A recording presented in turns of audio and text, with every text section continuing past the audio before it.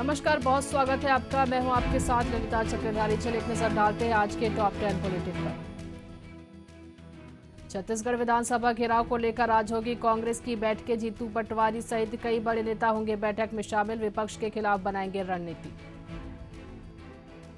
PM Modi Ahmedabad में स्वामी नारायण संप्रदाय के कार्यक्रम को करेंगे संबोधित। उत्तर प्रदेश के दौरे पर भी रहेंगे। महाकुंभ की तैयारियों का लेंगे जायजा।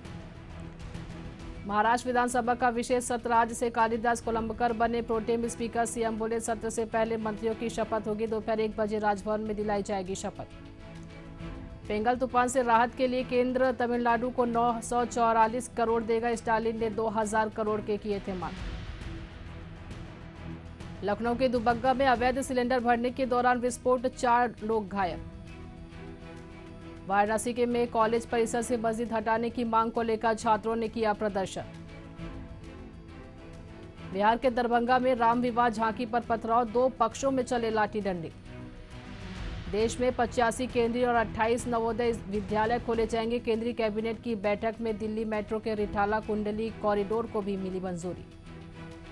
संध्या थिएटर के बाहर हुई भगदड़ पर एक्टर अल्लू अर्जुन ने जताया दुख। बोले पीड़ित परिवार से मिलूंगा। आज हो सकता है चैंपियंस ट्रॉफी पर अंतिम फैसला। आईसीसी चेयरमैन जय शाह की बीसीसीआई और पीसीबी से होगी मीटिंग।